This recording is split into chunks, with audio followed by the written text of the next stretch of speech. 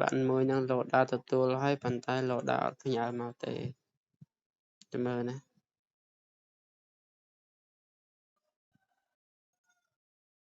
នេះថ្ងៃទី3ខែ1 2025ម៉ោងប្រហែលនេះក្នុងនេះដាក់ថាលោកដើរបានទទួលហើយពីទទួលតាំងពីថ្ងៃទី3ខែ1តាំងពីម៉ោង 9:54 ហើយលេខ track number វាលេខនេះ7792ហើយខ្ញុំ copy អានេះពីឲ្យយករត់ track download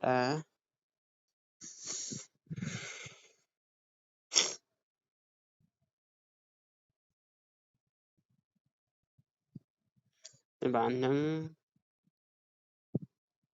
ខ្ញុំអាចបញ្ចប់រួចទៀតនេះ7792អាចបញ្ចប់ក្នុងហ្នឹងហើយនៅតែ waiting for storage ដដែលអត់ទទួលទេហើយបើសិនជាយកអានេះ7792ខ្ញុំមក track នៅនេះខ្ញុំផាសនៅនេះវាបាននឹងលោដាទទួលតាំងពីថ្ងៃទី1ខែ3 2025ហើយឥឡូវថ្ងៃទី10ខែ3រយៈពេល10ថ្ងៃហើយគឺអត់ព្រមផ្ញើមកទេហើយ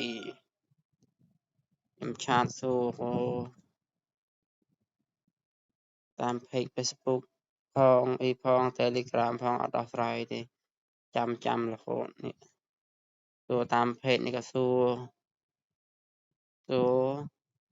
មុនបងថាអត់ឃើញទេមុនក្រោយមកទៀតថាច្រឡំ page នេះក៏ឆាតសួរដែរនេះថាអត់មានទេដល់ពេលចុះឡើងថាច្រឡំហើយរងចាំរៀបចំផ្ញើចេញតែពេល page មួយទៀតToda Express Cambodia ដែរសួរសំមិញថាចាំ1ថ្ងៃ2ថ្ងៃសិនសួរថ្ងៃមុនថាចិត្តអត់បាត់ទៅណាទេចាំមើលណានេះត្រៀម scan ចូលឃ្លាំងចិនថ្ងៃមុនទៀតសួរថា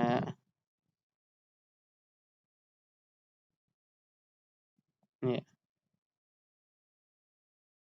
បានមួយហ្នឹងអត់មានបាត់ទៅណាទេបងគឺខាងចិនគេអត់បាន scan ចូលឃ្លាំងចិនបងនៅពេលដែល scan ចូលហើយតែនឹងទៅដឹកចេញមកខ្មែរបងហើយបានដឹកចេញមកខ្មែរទៅលុបចូលទៅក្នុង app បងតាកន្លែងខ្ញុំបាទហើយបានឆាតសួរថាអត់បាត់ទៅណាទេហើយឥឡូវ10ថ្ងៃអត់ទាន់ផ្ញើមកទេឆាតសួររងដងនេះត្រៀម scan ចូលឃ្លាំងចិនបងអីនេះតែពេលថ្ងៃហ្នឹងសួរទៀតនឹងប្រញាប់ជូនបងណាបងហើយថ្ងៃហ្នឹងសួរទៀត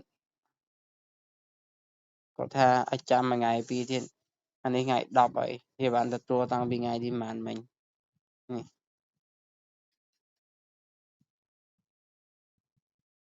ទទួលតាំងពីថ្ងៃ1មកដល់ថ្ងៃនេះថ្ងៃ10ហើយអត់ផ្ញើមកទេ